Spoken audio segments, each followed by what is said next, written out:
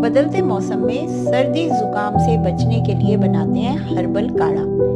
एक बर्तन में 1 कप से थोड़ा ज्यादा पानी लेकर उबलने रखेंगे। उसमें डालेंगे तुलसी के पत्ते, लौंग, कुटा हुआ अदरक और उसको 6 मिनट तक कम से कम उबलने देंगे।